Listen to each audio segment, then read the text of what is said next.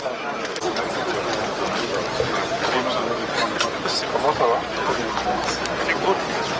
Commandant 25 brigade. Hymne national. La dernière manière vite, la directeur de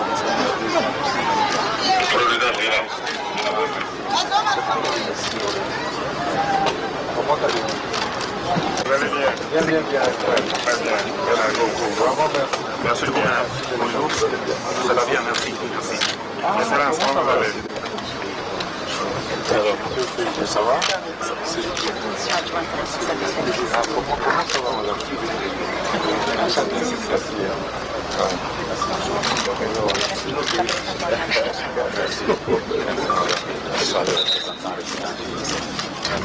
Vous allez bien? Vraiment merci. Merci. Je vous chargé de programme. Droits humains à l'ambassade de Suède. Merci beaucoup. Excellence. Merci. Bonjour.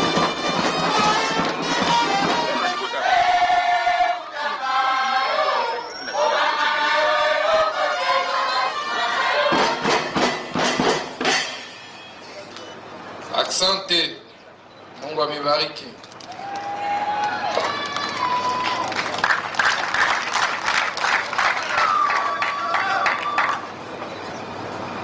Messieurs l'ambassadeur de la Suède en République démocratique du Congo, Monsieur le représentant du pays du PNUD, honorable président de l'Assemblée provinciale du Tanganyika, Monsieur le gouverneur de la province du Tanganyika,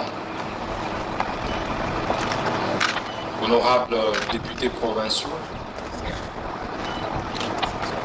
Messieurs le ministre provinciaux, Monsieur le représentant du Conseil supérieur de la magistrature, Monsieur le premier président de la Cour d'appel ici représenté, Monsieur le procureur général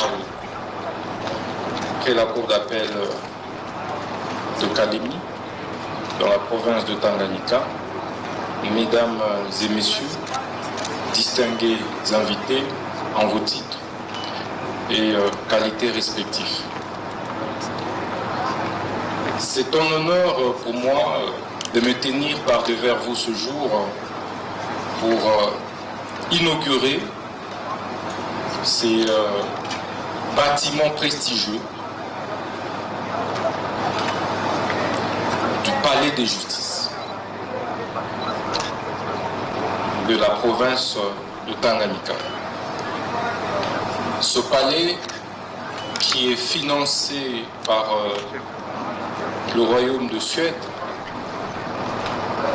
mais dont les travaux ont été suivis plutôt par le PNUD, mais réalisés par un entrepreneur congolais. C'est impressionnant de voir la qualité du bâtiment, mais également le coût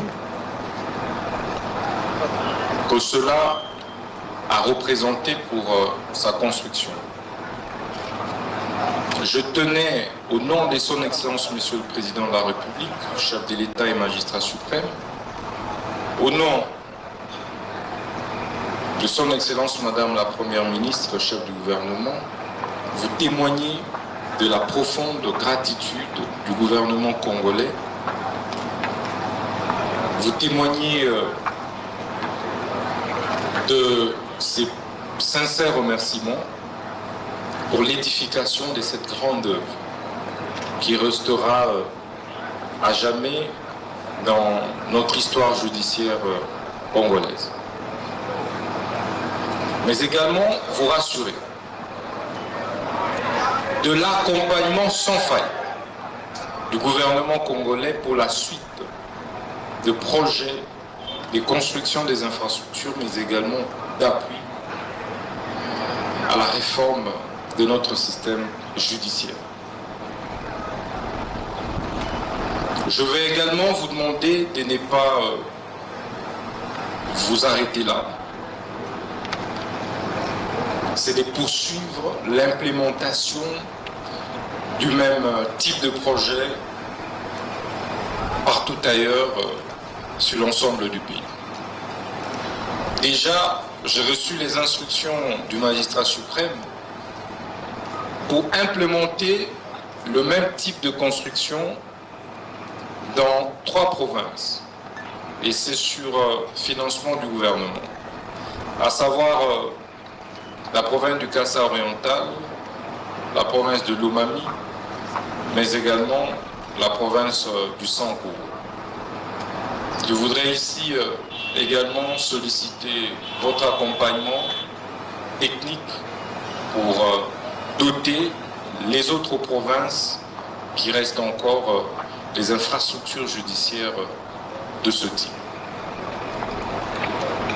C'est ici également les lieux d'inviter les magistrats du haut de la province de Tanganyika à bien tenir cet ouvrage, à bien l'entretenir, pour éviter les fissures, pour éviter qu'il soit délabré dans les jours, dans les semaines, dans les mois qui suivent. Le gouvernement, par l'entremise du PNUD et la coopération avec la Suède, vous a construit cet édifice. Il vous revient maintenant de pouvoir l'entretenir. Il ne faudrait donc pas attendre que le ministre de la Justice revienne ici, que le gouverneur de province revienne pour entretenir cette grandiose œuvre. Mais que ces palais puissent aider également à améliorer la qualité de notre justice. Pour que le peuple du Tanganyika, le peuple congolais puisse se retrouver dans la distribution de la justice ici à Kalemi et ici dans la province du Tanganyika. Il ne faudrait donc pas que le peuple évite de fréquenter ce palais.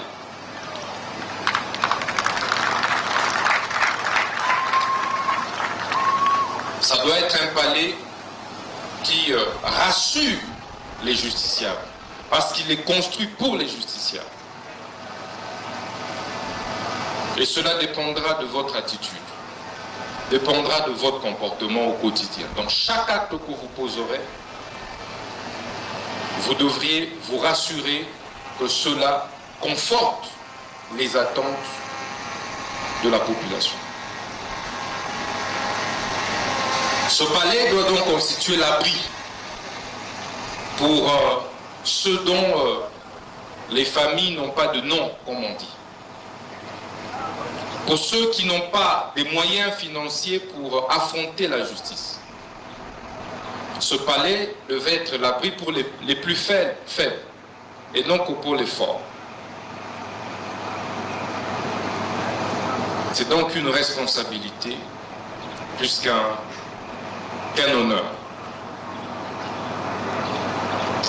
Je puis vous rassurer que le gouvernement de la République va continuer à vous accompagner pour qu'au-delà de ce palais, il soit construit ou aménagé d'autres infrastructures judiciaires et pénitentiaires. À savoir la prison centrale des Kalemi, qui est dans un état de délabrement le plus avancé, avec une surpopulation carcérale incommensurable.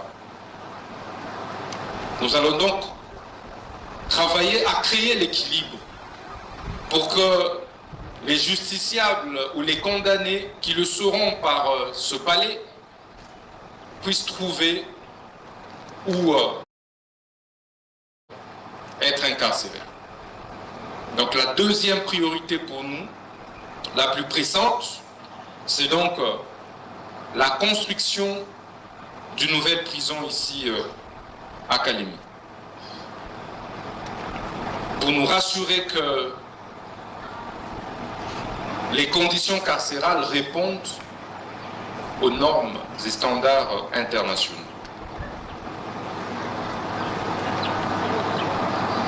Distingués invités, je tiens sincèrement à vous remercier pour cette grandiose œuvre. Je tiens sincèrement à vous rassurer en même temps de la disponibilité du gouvernement à pouvoir continuer à accompagner le PNUD ainsi que le Royaume de Suède. Je vous remercie pour l'attention que vous avez accordée à notre petit mot. Nous allons nous revoir bientôt pour la visite de la prison et d'autres sites qui nécessitent impérativement une autre coopération avec le Royaume de Suède ainsi que l'accompagnement du CNUD. Je vous remercie, que Dieu vous bénisse.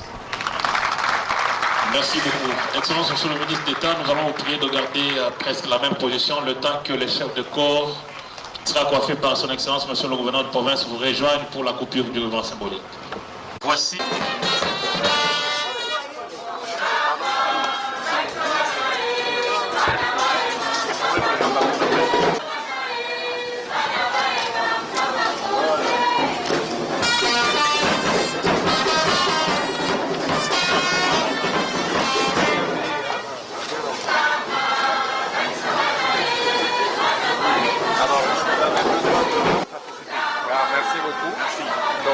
Voilà, nous bénissons ce palais qui devra refléter réellement la justice.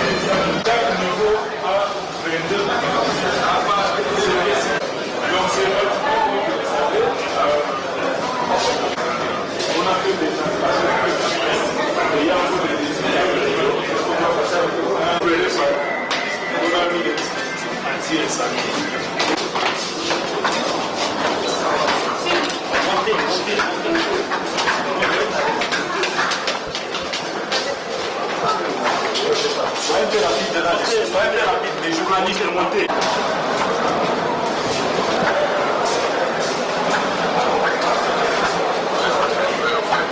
L'installation avec l'idée que les magistrats seront appréciés, c'est à cela également, c'est pour ça qu'on a mis cette salle.